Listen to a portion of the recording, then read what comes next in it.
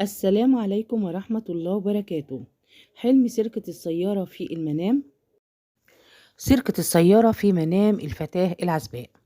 بنقول هنا سرقة السيارة في منام العزباء بأنها ستجد قريبا شخصا يدعمها ويساعدها في الوصول لأهدافها وأحلامها. أما إذا رأت الحالمة سيارتها تسرق منها وشعرت بالحزن، فهذا إشارة على عدم قدرتها على شراء سيارة أو منزل جديد، وإن دخلها المادي لا يكفي لتوفير احتياجاتها المادية. لو كانت صاحبة الحلم تمتلك سيارة في الواقع ورأت شخصا يسرقها في المنام، فهذا يرمز إلى معاناتها من الوحدة ورغبتها في الارتباط برجل يكسر روتين حياتها. وإذا استعادت الحالمة السيارة التي سرقت منها في منامها، فهذا بيقول إلى شخص يتحدث عنها بالسوء في غيابها ويحاول أن يشوه سمعتها، والله أعلم. سرقة السيارة في منام المرأة المتزوجة. رؤية سرقة السيارة للمتزوجة بأن زوجها هنا يشعر بالغضب منها لأنها أخطأت في حقه، ولكنه يخفي عنها مشاعره، والمنام بيحمل لها رسالة تحذيرية بأن تحسن إليه وتسعى لإرضائه حتى لا تخسره. ولو رأت الحالمة شريكها يسرق سيارتها في منامها، فهذا بيرمز إلى ربح النقود بطرق محرمة، وعليه أن تنصحه وترشده إلى الصواب. قيل إن سرقة السيارة في منام المتزوجة علامة على ضيق حالها واحتياجها إلى الأموال.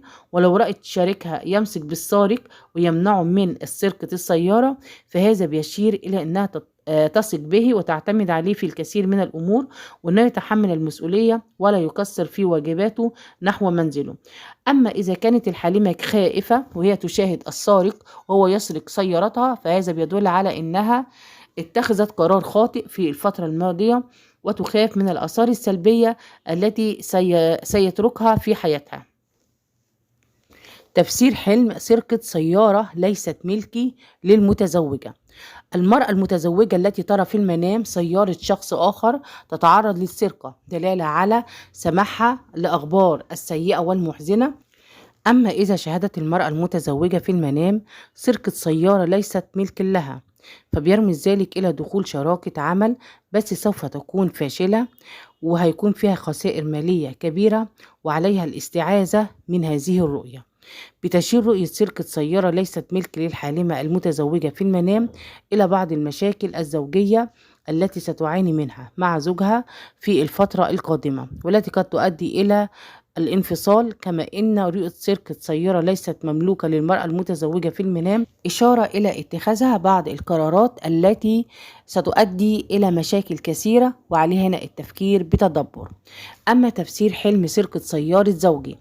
إذا رأت الحالمة شخصا يسرق سيارة زوجها في منامها، دل ذلك على أنه إنسان فاشل وغير مسؤول وبيسبب لها الكثير من المتاعب. ولو رأت الحالمة إن سيارة زوجها تم سرقتها ولم تفعل شيء، بنقول هنا بقى بتكون علامة على إنها تنفق أموالها على أشياء غير مفيدة، أو إنها بتضيع الكثير من الوقت والمجهود في القيام بأشياء غير نافعة. أما سرقة السيارة في منام المرأة الحامل، بنقول هنا هي إشارة على خوفها من فقدان الجنين واهتمامها المبالغ فيه بصحتها، والحلم بمثابة الإخطار لها بأن تتخلص من مخاوفها، لأنها بتؤثر سلبا على صحتها وحالتها النفسية. ولو رأت شريكها يسرق سيارتها، فهذا بيقول إلى عدم اهتمامه بها، وإنه لا يقدر المعاناة والمتاعب التي تعاني منها خلال فترة الحمل. أما إذا سرقت سيارة الرائية في منامها ولم تهتم بذلك، فهذه بيشير إلى رغبتها في الانفصال عن زوجها بسبب وقوع الكثير من الخلافات والمشاكل مع العائلة.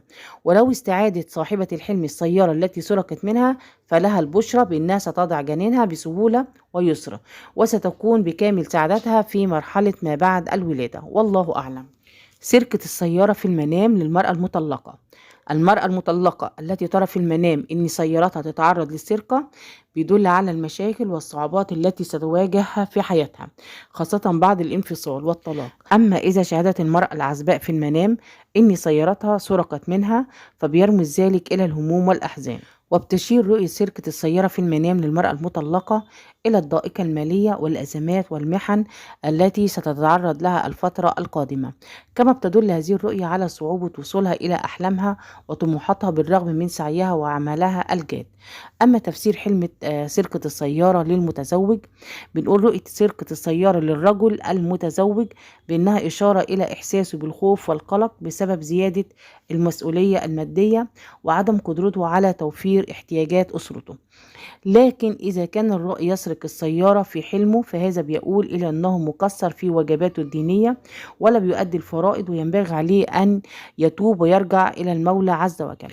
استعادة السيارة المسروقة في الحلم بتدل على أن أعداء الرائي ضعفاء وجبناء ولن يتمكنوا من أذيته، ولكن ينبغي عليه أن أخذ الحيطة والحذر منهم في جميع الأحوال. ولو كان صاحب الحلم يبحث عن سيارة لكي يسرقها في منامه، فهذا بيرمز إلى أنه يحمل مشاعر رومانسية لامرأة غير زوجته، وعليه أن يبتعد عنها ولا يخون شريكته حتى لا يندم وقتما لا ينفع الندم. والله أعلم. دي كانت حلقتنا النهاردة، والسلام عليكم ورحمة الله وبركاته.